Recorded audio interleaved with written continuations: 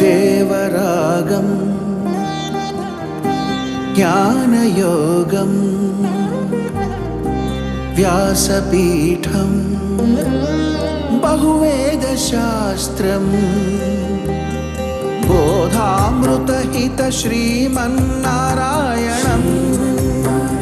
శివగౌరీ సంభాషిత సకల పురాణం అష్టాక్షరి పంచాక్షరి మంత్రావరణం అఖిల దేవతా సంస్తుతి పారాయణం జయ మంగళకరమీ ప్రవచన శ్రవణం అనుదినము శుభము సుఖము జీవన గమనం దేవరాగం జ్ఞానయోగం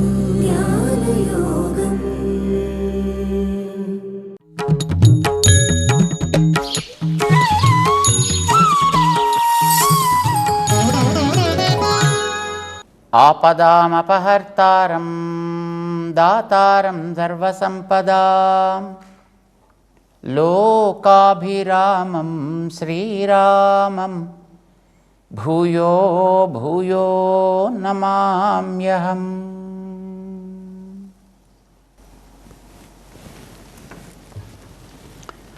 జై శ్రీమన్నారాయణ. ప్రియ భగవద్బంధువులారా, భగవద్గీత 9వ అధ్యాయం భగవంతుని యొక్క ఉపాసన విధానాన్ని చక్కగా చెప్తుంది. భగవంతుని ఉపాసన విధానాన్ని. భగవంతుడంటే ఎవరు? సృష్టి స్థితి ప్రళయములు చేసేవాడు. వాళ్ళు ఎంతమంది ఉంటారు అలా చేసేవాళ్ళు? ఒక్కడే. అనేక మంది ఉండకూడదు, ఉండరు కూడా. ఇది మన బుద్ధికి తోచేది చాలదు. వేదం చెప్పాలి. కంటికి కనిపించే వాటిని అయితే మనం ఊహించవచ్చు, లేకపోతే చూసి చెప్పుకోవచ్చు. కానీ ఈ జగత్తుకి కారణతత్వం మనం చూసి నిర్ణయం చేయలేం కదా. మనం ఉండేటటువంటి స్థానానికి కారణం ఏమిటో కూడా మనకు తెలియదు కదా. ఇప్పుడు మన దేశపు చరిత్ర చాలా కాలం మనకు ఎవరికి తెలియలేదండి. 1000 ఏళ్ల చరిత్ర మనకి పూర్తిగా చీకటిలో వెళ్ళిపోయింది. ఇప్పుడు దాన్ని మళ్ళీ లోపలికి దీపాలు వేసి క్రమంగా లోపల ఉండే వాటిని తవ్వి ఒక్కొక్కటి బయటికి తీసుకొస్తున్నారు. ఇదంతా మొత్తం మనకి ఒక అపార్థాన్ని కల్పించే స్థితిలోకి తీసుకువెళ్ళిపోయింది. దాన్ని అంతటినీ క్రమంగా పైకి తీసుకొస్తున్నారు. దాన్ని ఒక్కొక్కటి క్రమంగా మనకు తెలుస్తోంది. ఏ సమయంలో ఎవరెవరు పాలన చేశారు, ఎట్లా పాలన చేశారు, ఏమేమి పాలన చేశారు, వాళ్ళ యొక్క ప్రభావం ఏంటి, వాళ్ళ గుణాలు ఏమిటి, ఇవన్నీ మనకు క్రమంగా తెలుస్తున్నాయి. సో మన ఉండే స్థితిలో మన చుట్టూ ఉండే దాని గురించే మనకి ఒక స్పష్టత, మనం చూసి తెలుసుకోలేని స్థితి మనం ఉండే ప్రాంతానికి కొన్ని కోట్ల రెట్లుగా ఉండేటటువంటి ఈ ప్రపంచం. ఇలాంటి ప్రపంచమంతా కూడా ఒక చిన్న ఇసుక రేణువులాగా అయితే దీని చుట్టూ ఉండేటువంటి మిగతా గ్రహాంతరాళాలు, విశ్వాంతరాళాలకి కారణం ఏమిటి అనేదాన్ని ఈ బుద్ధితోటి మనం ఎక్కడ ఊహించగలం కనుక సాధ్యం కాదు. అందుచేత ఊహతోటి ఎవడైనా చెబితే వాడిని చక్కగా కూర్చోమనాలి, ఎక్కువ మాట్లాడొద్దని చెప్పాలన్నమాట. ఎవరు చెప్పాలి అంటే వేదము చెప్పాలి. తంతు ఔపనిషదం పురుషం పృచ్ఛామి. ఉపనిషత్తులు వేదాలు చెప్పినటువంటి తత్వం ఏదో దాని గురించి చెప్పండి, దాని గురించి మాట్లాడండి, విందాము. అవి ఏం చెబుతున్నాయి అంటే ఒకటే తత్వము, కానీ అది మనకి ఇలా అని చెప్పలేము, కానీ ఉందని తెలుసును. అంచేత సత్ అని దానికి పేరు పెట్టిందండి. అది ఉందని తెలుసునంతే, కానీ ఎలా ఉంది అనేది తెలియదు. సదేవ సౌమ్య, గురువుగారు చెప్తున్నారు వాళ్ళ శిష్యుడితోటి, హే సౌమ్య, సదేవ ఇదం అగ్ర ఆసీత్. ఇదం, ఈవేళ నువ్వు ఇన్ని రకాలుగా చూసేటటువంటి ఇదంతా కూడా ఒకనాడు అగ్రే, ఈ రూపా ధరించడానికి ముందు కూడా ఉన్నది. ఏకమేవ, అది ఒక్కటే ఉన్నది. అద్వితీయం, తనలాంటి మరొకటి లేనిదై ఉన్నది. ఒకటే, రెండవది లేకుండా. అంటే తన యొక్క దేహాన్ని పైకి తెచ్చి ఈ విశ్వరచన చేయడం ఎవ్వడి సహాయం అక్కర్లేకుండా, ఇతర పరికరాలేవీ లేకుండా తనే చెయ్యాలి, తనే చెయ్యగలను అనుకుంటుంది. ఎందుకంటే రెండవదే లేదు కదా. అద్వితీయం, దానికి వేరే రకమైనటువంటి సంకల్పం చేసి, ఏయ్ నువ్వు చెయ్యి, టైం అవుతోంది, త్వరగా చెయ్యి, ఎవడు చెప్పేవాడు అప్పుడు అక్కడ లేడు. కనుక ఏ రెండవ ప్రస్తావన లేకుండా ఏకమేవా, చేయడానికి వేరే ముడిసరుకుని ఎక్కడికో వెతుక్కుని దాన్ని మళ్ళీ ఉడకబెట్టడానికో, కాచడానికో, వేయించడానికో, కొయ్యడానికో, కట్టడానికో, కొట్టడానికో మళ్ళీ ఏని కోసం వెతకాలి అనేది అవసరం లేకుండా అన్నీ తనలోనే కలిగి ఉన్నది. ఏకమేవా అద్వితీయం. ఏమి చేసింది అది అంటే, అది సంకల్పం చేశాను, సంకల్పము చేశాను. అక్కడ వచ్చిందండి ఇప్పుడు మళ్ళీ ఆలోచన. ఒకటే అంటున్నారు మళ్ళీ, ఒకటి సంకల్పించే శక్తి కలిగి ఉందా అంటే ఉన్నది. సంకల్పించినప్పుడు ఏం చేసింది? తత్తేజ ఐక్షత, తత్తేజో అసృజత, తనలోంచి తేజస్సుని తెచ్చాను అంటే తనలో ఏదో ఉందన్నమాట. ఇంకా అందులోంచి ఏవో వచ్చే తర్వాత అవన్నీ జరిగాయి. ఒకటి అని చెబుతూ ఈ ఒకటి తనలోంచి ఇన్ని తెచ్చాను అంటే ఏమండి, ఒకటి అని తేవడం ఏమిటి? అదే మార్పు చెందెను, అదే ఇన్ని రకాలైపోయాను. కనుక దీనికి దానికి తేడా లేదు. తత్వం అసి అనేసారండి. కొంతమంది చూడండి అలా పట్టుకొచ్చి ఆ మూటలు అక్కడ పెట్టి వాటిని వరుసగా విప్పి ఆ బాక్సులు తెరిచి అందులో అవన్నీ తీసి డిస్ప్లే చేస్తారు. తర్వాత అవన్నీ బాక్స్ చేసి పెట్టుంటారు. ఆ బాక్సులు వెనకాల వీపు మీద తీసుకుని మోసుకుపోతుంటారు. అట్లాగది దేన్ని మోసుకురాలే, ఏన్ని మోసుకుపోవట్లా, కానీ తనలోంచే ఒక దారాన్ని పైకి తెచ్చింది, దారంతో గూడుని కట్టింది, తిరిగి మళ్ళీ ఆ దారాన్ని తనలోకి తీసుకుంది. ఒకటే వచ్చింది, ఒకటే వెళ్ళింది. ఇంతేనయ్యా ప్రపంచం అంటే. అది ఏకమేవ, అది ఒకటే. కానీ ఆ ఒకటి తనతో పాటు తన పొట్టలో దారాలు కూడా పెట్టుకొచ్చింది. దారాలు ఉన్నట్టు మనకు తెలీదు, దాన్ని తెచ్చాకనూ తెలీదు, తేవక ముందు తెలీదు, మింగాక కూడా తెలీదు. ఎందుకంటే అది అంతే ఉంటుంది, అలానే పోయింది, అలానే వచ్చింది.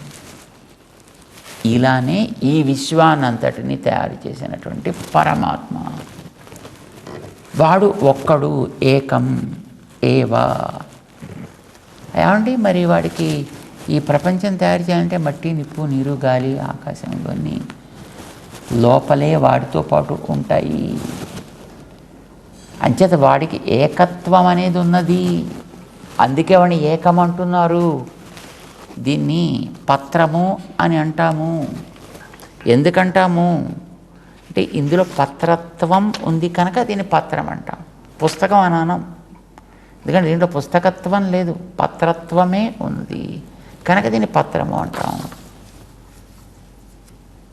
పుస్తకంలో పుస్తకత్వమే ఉంది కనుక దాన్ని పుస్తకం అంటాం. కలెక్టివ్గా ఉండేటప్పుడు ఒకటి విడదీస్తే పత్రత్వము ఉంది కనుక పత్రము అని అంటాం. తత్వం ఆ పేరు పెట్టడానికి మనకు వస్తుంది కనుక ఏకత్వం ఉన్నది దాంట్లోనూ. ఏకత్వం ఉంది కనుక అది ఏకం. దాంతో పాటు రా మెటీరియల్ కూడా తెచ్చుకొచ్చింది. రా మెటీరియల్కు ఉపాదానము అని పేరు. ఉపాదానాన్ని తనతో తెచ్చుకొచ్చింది. ఆ తెచ్చుకొచ్చాక దానికి ఎవడు చెప్పలా, ఆ సాలెపురుగుకి. దానికే అనిపించి ఉంటుంది. గూడు తీస్తే టక్కుమని గూడు తీసిందంతే, గూడు మింగితే టక్కుమని గూడు మింగిందంతే. అంటే దానికి తెలివి ఉంది, జ్ఞానం ఉంది, శక్తి ఉంది, బలం ఉంది. దానికి దీన్ని ఇలా కట్టవలే అనేటటువంటి ఒక ఆలోచన ప్రాసెస్ ఉంది. ఇవన్నీ ఉన్నాయి కనుకనే అది చేయగలిగింది. అంటే ఆ ఏకము అని అనుకునేది తెలివి కలిగినది. దేనికి తెలివి ఉంటే దాన్ని నిమిత్తము అంటామండి మనం. మన శాస్త్ర భాషలో నిమిత్తము అని అంటాం. ఇంత ప్రపంచం తయారు కావడానికి ఎన్ని కారణాలు ఉన్నాయి? ఇది వేదానికి ప్రశ్న వచ్చిందండి. ఆ వేదానికి సమాధానం చెప్పుకుంది ప్రపంచాన్ని. ఏకమేవా, ఒక్కటే, అద్వితీయం, రెండవది లేదు. రెండవది లేదు అంటే వీడికి మళ్ళీ నువ్వు చెయ్యి, ఇలా చెయ్యి, ఇంత చెయ్యి, ఎన్ని ఇడ్లీలు చెయ్యి, ఇలా చెప్పేది ఎవడు లేడు. అద్వితీయుడు వాడు కనుక నిమిత్తము వేరే లేదు, వాడే నిమిత్తము. ఏకమేవా, సాలెపురుగు ఒక్కటే వచ్చి తనే సంకల్పించి తనే గూడు కట్టి తనే మళ్ళీ లోపలికి తీసుకుంది. కట్టిన గూడు వేరు, కట్టుకున్న సాలెపురుగు వేరు. తన దేహభాగంతో కట్టుకుంది, తిరిగి దాని దేహభాగంగా చేర్చుకుంది. తనే మార్పు చెందలేదు. అలానే ఒక్క తత్వం, నారాయణ తత్వం తనే సంకల్పించను. తదైక్షత బహుశ్యాం అని అదే సంకల్పము చేసింది. అంటే జ్ఞానం కలిగిన నిమిత్తము తానే అయింది. తన దేహంలోంచే పైకి తెచ్చింది, తన దేహంతో చేర్చుకుంది. కనుక ఉపాదానం భిన్నముగా ఉందా? తనకంటే లేదు, అభిన్నము. ఏమిటి అభిన్నము? ఉపాదానము అభిన్నము.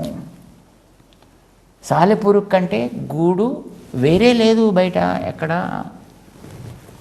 అంచేత గూడికి సాలెపురుగు అభిన్న ఉపాదాన కారణం, అభిన్న నిమిత్త కారణం కూడా అయింది. అంచేత అభిన్న నిమిత్త ఉపాదాన కారణం అని దానికి ఒక పెద్ద టెక్నికల్ పదం పెట్టుకుందాం. ఎందుకంటే టెక్నికల్ పదం వాడితేనే వాడు పండితుడు. అంచేత మనకు ఆ టెక్నికల్ పదాలు కూడా తెలియాలి. సాలెగూడు విషయంలో సాలెపురుగుని ఏమంటాం మనం? అభిన్న అంటే వేరు కాకుండా తానే అయిన అనర్థం. అభిన్నమైన నిమిత్త ఉపాదాన కారణం. అభిన్న నిమిత్తోపాదాన కారణము గూడుకి సాలెపురుగు. కానీ ఇడ్లీ విషయంలో అలా కాదు. ఉపాదానం వాడు వేరే తేకపోతే ఇడ్లీ తయారు కాదు. అది ఉన్నప్పటికీ కూడా అది సంకల్పం చేసుకోదు, ఇడ్లీ తయారు కావాలి నేను అని. గిన్నె సంకల్పం చేసుకోదు, పొయ్యి సంకల్పం చేసుకోదు, పిండి సంకల్పం చేసుకోదు. వీడు సంకల్పం చేస్తే అప్పుడు వాడు దాన్ని తయారు చేసుకోగలుగుతాడు. కనుక ఇక్కడ నిమిత్తము వేరు. ఆ ఇడ్లీ మూల సరుకు కంటే మూల సరుకు వేరు, వాడు వేరు. కానీ సాలెగూడు దగ్గరికి వచ్చేటప్పటికి అభిన్న నిమిత్తము తానే, ఉపాదానము తానే. అభిన్న నిమిత్త ఉపాదాన కారణం సాలెగూడికి సాలెపురుగు. అర్థమైంది ఎంతవరకు మనకి? ఇదే క్రమంలో ఇంత ప్రపంచానికి కూడా ఒక్కడే నారాయణుడు. ఏకోహవై నారాయణ ఆసీత్ న బ్రహ్మ నేశాన నమేద్యావా పృథివీ నాంతరిక్షం. ఏకోహవై నారాయణ ఆసీత్. నారాయణుడు ఒక్కడే ఉండెను. ఎలా ఉండెను? సాలెపురుగులాగా. ఏమి చేశాను? అదే సంకల్పించినట్టు వీడు సంకల్పము చేశాను. బహుభవన సంకల్పము చేశాను. తర్వాత ఏమి చేశాను? తనతోటే ఉండేటటువంటి ద్రవ్యమును తీసి గూడు రచించను, విశ్వరచన చేశాను. అయితే విశ్వరచన చేయడంలో తేడా ఏమిటి? సాలెపురుగు చేసి దాంట్లోంచి ఇటు అటు బయటికి రాగలదు, కానీ ఈ విశ్వరచన చేసినటువంటి ఈయన విషయంలో ఆ సాలెపురుగు కూడా ఉదాహరణగా పెద్ద పనికి రాదయ్యా. మరి ఏమి చేశాను? ఏది తనలోంచి బయటికి తెచ్చానో తెచ్చిన ప్రతి అణువణువులో తాను నిండి ఉండెను. అప్పుడు అవి నిలబడగలిగినవి. అప్పటిదాకా వాడికి నిలకడ అనేది కుదరలేదు. ఇప్పుడు ఆయన లోపల ఉన్నాడు కనుక అది దేవతగా, ఇది మనిషిగా, ఇది తిర్యకగా, ఇది స్థావరంగా నిలబడినవి. అంటే ఏమైంది? మొట్టమొదట వీటన్నిటినీ తనలో పెట్టుకుని వాడుంటే ఈవేళ వాడు చేసిన సంకల్ప విశేషం చేత వీటన్నిటిని కూడా క్రమంగా పైకి తెచ్చి తను మెల్లిగా లోపలికి వెళ్ళి వీటి లోపలికి వీటికి ఒక ఆకారం కల్పించి వీటి ద్వారా పని చేయించుతున్నాడు. ఇది వేరే, ఇది వేరే. కానీ జ్ఞానంతో ఆలోచన చేసినప్పుడు ఇది ఆధీనంలో ఉంటుందా, ఇది ఆధీనంలో ఉంటుందా? జ్ఞానం మన ఆధీనంలో ఉంటుందా, మన జ్ఞానం ఆధీనంలో ఉంటామా? సాధారణంగా జ్ఞానం అయితే మన ఆధీనంలో ఉంటుంది. కానీ విశ్వాంతరాళాలకు సంబంధించినటువంటి జ్ఞానం ఉన్నదే, దీన్ని అది మనకి ఇవ్వాలి, అది మనని కవర్ చేసి ఉండాలి. ఇది సర్వజ్ఞుడండి. ఆయన ఏం చేస్తాడు? దాన్ని తనలోంచి పైకి తెచ్చాను, తాను మెల్లిగా లోపల ఉండి దీన్ని నిలబెట్టాను. ఇప్పుడు ప్రపంచం కనిపిస్తోంది. ఇదం అంటాం మనం ఇప్పుడు దీన్ని. కానీ ఎక్కడి నుంచి వచ్చింది? లోపల నుంచి వచ్చింది. ఇది అగ్రే, అది మొదటి దశ. మొదటి దశలో లోపల ఇవన్నీ ఉన్నాయి, పైన తానున్నాడు. కానీ తర్వాత దశకు వచ్చేటప్పటికి ఇవన్నీ పెరిగాయి, తను మెల్లిగా లోపల చేరాడు వీటిని నిలబెట్టడం కోసం. ఇప్పుడు వీటి పేర్లతోటి ఊర్లతోటి చెల్లుబాటు అవుతున్నాయి, కానీ వీటి ద్వారా ఇవి జరిగేటట్టు లోపల ఉండి చేసినవాడు. అంటే ఇది పైన ఉండాలా, అది పైన ఉండాలా అనే దాన్ని బట్టి సృష్టి ప్రళయాలు. ఇవి పైన ఉంటే సృష్టి, ఆయన పైన ఉంటే ఇది ప్రళయం. ఒకడే. ఇవన్నీ అతని శరీరాలే. శరీరాల్లోనూ ఆయన ఉన్నాడు, లోపల పెట్టుకున్నప్పుడు ఆయన ఉన్నాడు. ఏకమేవ అద్వితీయం, మరొకటి లేదు కనుక ఆయన పేరు భగవాన్. ఏమిటి అర్థం? భా గ వా అన్. ఏమిటి అర్థం? భా జ్ఞానము, శక్తి. గా బల, ఐశ్వర్య. వా వీర్య, తేజస్సులు. షాడ్గుణ్యము అంటారండి. షాడ్గుణ్యము. ఈ షాడ్గుణ్య పరిపూర్ణుడు ఆయన. ఎందుకంటే ఈ కాస్త కోస్త మనలో కూడా ఉన్నాయండి. అన్నీ తెలియకపోవచ్చు, కానీ కొద్దిపాటి జ్ఞానం మనకు ఉంది, కొద్దిపాటి శక్తి మనకు ఉంది, కొద్దిపాటి బలం మనకు ఉంది, కొద్దిపాటి ఐశ్వర్యం మనకు ఉంది, కొద్దిపాటి వీర్యం మనకు కూడా ఉంది, కొద్దిపాటి తేజస్సు మనకు కూడా ఉందండి. ఇవన్నీ మనకు కూడా ఉన్నాయి, కొద్దిపాటి మనకు కూడా ఉన్నాయి. కానీ మనకు కొద్దిగా ఉన్నాయి, ఆయనకి పరిపూర్ణంగా ఉన్నాయి. ఆయనకి మనకి తగ్గిపోతూ నశించిపోతూ ఉంటాయి, ఆయనకి తగ్గవి ఎప్పుడును. అంచేత ఆయన షాడ్గుణ్య పరిపూర్ణుడు. జ్ఞానశక్తి, బలైశ్వర్య, వీర్యశక్తి, తేజస్సులతో నిండినవాడు ఆయన. బాగా బా. మరి చివర అన్ను కూడా ఒకటి ఉంది కదండి, ఉంది. ఈ అన్ను తిరగబడును, నా అగును. ఏమిటి నా?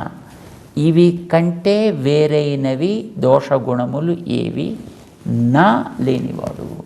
వినా హేయై గుణాధిపి జ్ఞానశక్తి బలైశ్వర్య వీర్య తేజాంసి అశేషత. ఇవి ఆయనలో ఎంత ఉంటాయో తెలీదు, కానీ వీటికి కాకుండా విరుద్ధంగా ఉండేవాటి దోషగుణములు లేని. దుర్గుణ దూరుడు, సుగుణ ఆకరుడు. ఆకరుంటే గని, సుగుణములకి గని. సుగుణ ఆకరుడు, దుర్గుణ దూరుడు. ఇది అర్థం భగవాన్ అని అంటే. ఇది జీవుల్లో ఎవ్వరికీ ఉండదు కనుక దేవతలకు ఉండదు, మనుషులకు ఉండదు, తిర్యకులకు ఉండదు, స్థావరాలకు ఉండదు. వీటికి వేటికి ఆ రకమైనటువంటి ప్రవృత్తి ఉండదు. ఇందులో దేనికి ఇది ఉండదు, ఒక్కడికి మాత్రమే ఉండును. ఎవడు ఏకము అని అనుకున్నామో వాడుకుంటున్నాం కనుక వాడి పేరు భగవాన్. ఎక్కడుంటాడు? వాసుదేవ. ఆయన వసు ఉంటాడు అంతటా అన్నిటిలో. మళ్ళీ వాడి పైకి తెచ్చాక లోపల చేరాడు కదా, మళ్ళీ ఆయన పెడితేనే అప్పుడు అది ఇలా నిలబడింది. అది ఒక దేవతగా, అది ఒక మనుష్యుడిగా, అది ఒక తిరియకగా, అది ఒక స్థావరంగా ఆయన ఉంటే నిలబడింది. ఆయన తీసుకుంటే మళ్ళీ దాని రూపం కాస్త పోతుంది. అది బ్రహ్మ కావచ్చు, రుద్రుడు కావచ్చు, మరొకడు కావచ్చు, ఎవడైనా సరే వీళ్ళు ఆయా పేర్లతోటి, ఆయా రూపాలతోటి, ఆయా పనులతోటి ప్రవర్తిస్తున్నారు. కనుక వీళ్ళలో పృథక్. బ్రహ్మ కంటే రుద్రుడు పృథక్, రుద్రుడి కంటే స్కందుడు పృథక్, ఆయన కంటే కుబేరుడు పృథక్, ఆయన కంటే వాయువు పృథక్, వరుణుడు పృథక్, ఇంకొకడు అశ్విని దేవతలు పృథక్, సూర్యులు పృథక్, మరొకళ్ళు పృథక్. పృథక్ వేరు వేరు అనగలుగుతున్నాడు. పృథక్త్వము వాటిలో ఉన్నది, పృథక్త్వము ఉన్నది. పృథక్త్వంతో పాటు ఒక ఆకారం కూడా ఉంది. అలాంటివి ఎన్నో ఉన్నాయి. కనుక ఇది బహుధా, ఇది మొత్తం అంతటా ఉంది. కనుక ఇది విశ్వతోముఖం. విశ్వతోముఖమై బౌధాత్వం కలిగి పృథక్త్వము కలిగినవన్నీ కూడా ఏకముతో చేరి ఉన్నవి. అంచేత ఏకత్వేన ఉపాసతే. ఇన్నిటితో కలిసి ఉన్న నేను అని, ఇది జ్ఞాన యజ్ఞము. దీన్ని చెప్పాడండి 15వ శ్లోకంలో. అంచేత ఆయన వాస్ అంతటా ఉండేవాడు. ఎందుకున్నాడండి? ఆయనకి అన్నీ ఉన్నాయి కదా, ఆయనకి తీరాల్సినట్టు ఏం లేవు కదా, ఏం లేవు. అంటే ఆయన ఏవైనా నాకు ఇంకా ఇలా కావాలి, నాకు ఇంకా అలా కావాలి, నేను ఇది కూడా ఉంటే బాగుండు అలా ఉందండి. నో, అవాప్త సమస్త కామ. అంటే తీరవలసినవంటూ ఏమీ లేనివాడు ఆయన. మరి ఇవన్నీ ఎందుకండి ఉద్ధరించడం, వీటన్నిటిని ఎందుకండి చేయడం మళ్ళీనే? అంటే అందుకోసం దేవ, వాసు దేవ, దేవ దివ్ క్రీడాయాం అని ఒక ధాతువు అండి.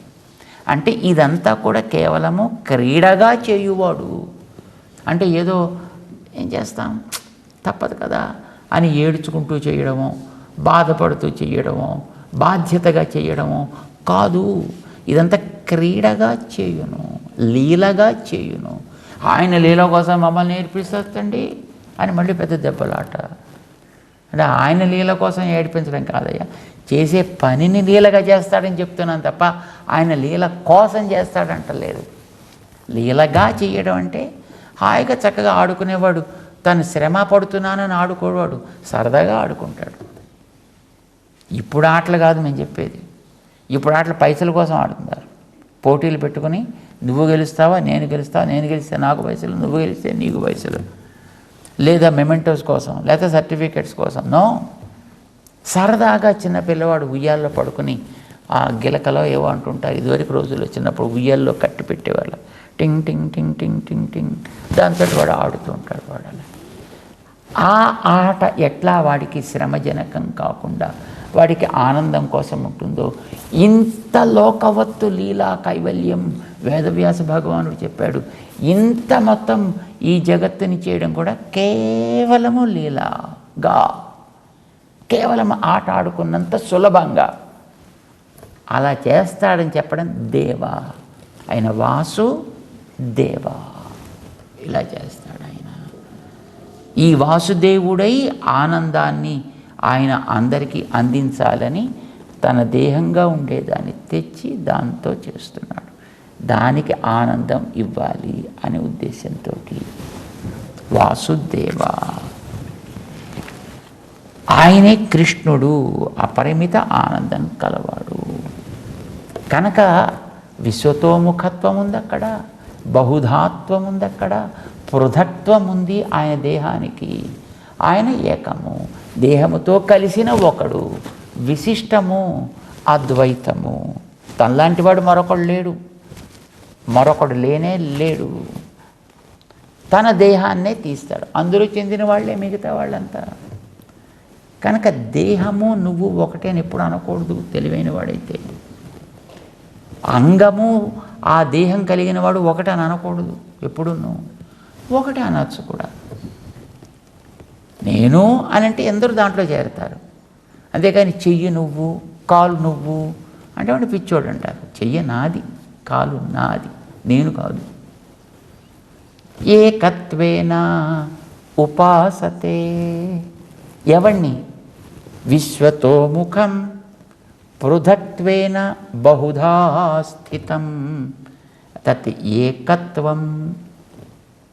ఆయన దగ్గర ఉన్నది అది. ఇది తెలిసి ఉపాసన చేస్తారయ్యా. దీని పేరు జ్ఞాన యజ్ఞము. ఇది వేదంతో మాత్రమే మనకి తెలియాలి. ఊహించి లేదు అపార్థాలని విని తలచి చెబితే మనకి తెలిసేది కాదయ్యా నాయన అని కృష్ణుడు అర్జునుడికి సంజాయించాడు. సరే, నువ్వు విశ్వతోముఖం అన్నావే, నువ్వు ఏమిటా విశ్వతోముఖం నాకు చెప్పాల్సింది అన్నాడు. చెప్తా అని ఇక పైన ఆ విశ్వతోముఖ స్వరూపాన్ని వివరణ చేస్తున్నాడు. అది ఎలా ఉంటుంది అనేటటువంటి దాన్ని మనం కూడా తెలుసుకునే ప్రయత్నం చేద్దాం. జై శ్రీమన్నారాయణ.